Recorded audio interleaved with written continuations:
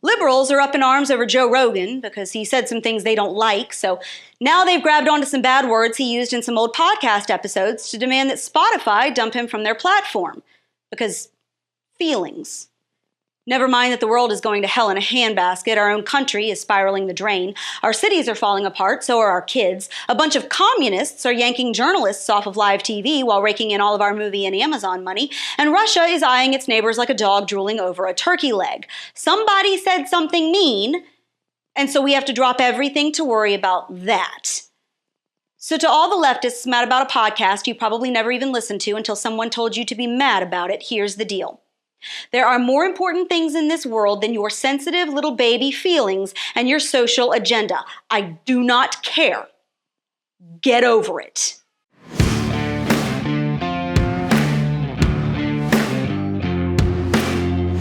Leftists are still falling all over themselves to cancel podcaster Joe Rogan because he said a mean thing a long time ago and it hurt their feelings when they finally discovered it, like 10 years later. Apparently, he used the N-word, which is a huge no-no, unless you're a Grammy Award-winning rapper, then it's totally okay. Ain't messing with no broke. But Rogan's white, so... Actually, no. See, they're trying to cancel him because he says things they don't like all the time.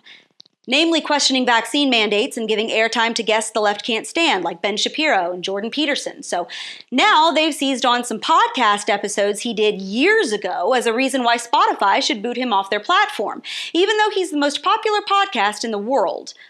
Because let's be honest, we just can't have that many people listening to things that go against the liberal agenda, so now they're all offended. Some people you don't care about have already left Spotify in protest over Rogan, people like Neil Young and his 7 fans, and Mary Trump, who has a podcast but you probably didn't know it. Graham Nash and India Arie have also abandoned the platform. I'm telling you this because I assume you haven't noticed, and frankly, I don't think either has Spotify. Now, a New York Times editor is demanding Spotify nix Rogan, even though he pulls about 11 million listeners per episode, and the New York Times circulation and digital downloads have started falling faster than Joe Biden down a flight of stairs. Because they're offended by a podcast they don't even listen to, by a comedian whose job it is to be at least a little bit offensive.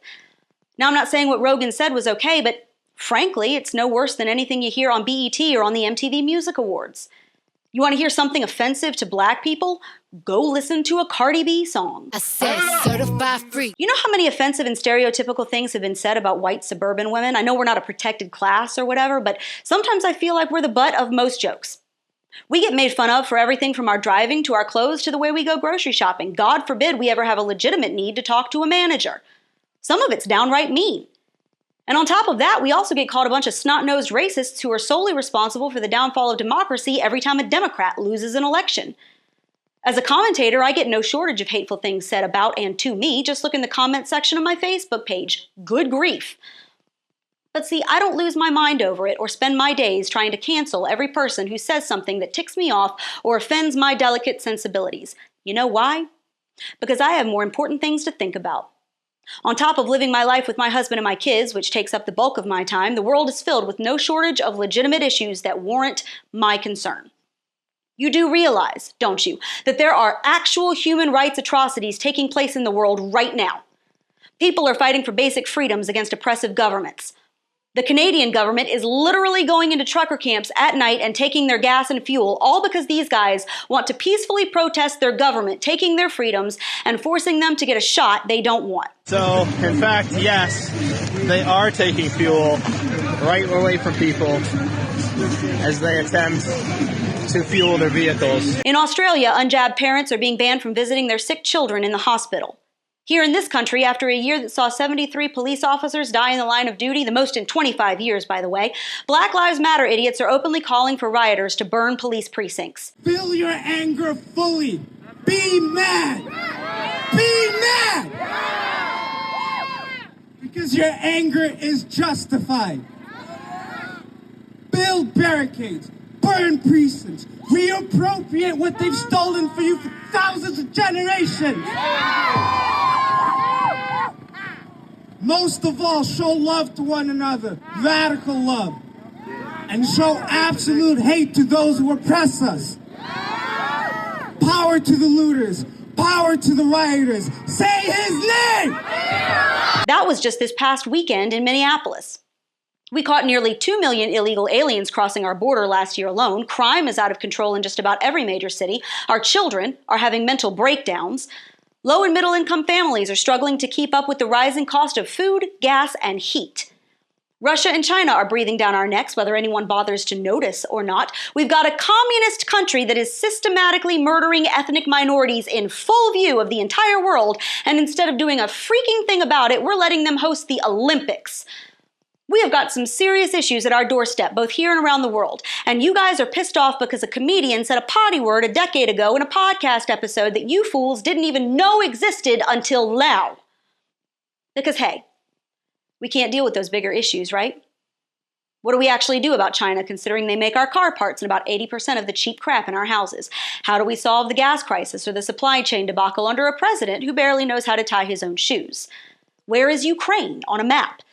How do we get urban violence under control when liberal policies have created generational poverty and despair? How do we fix an education system where teachers are now required to be the parents and where administrators care more about gender identity and personal feelings than about teaching math and biology?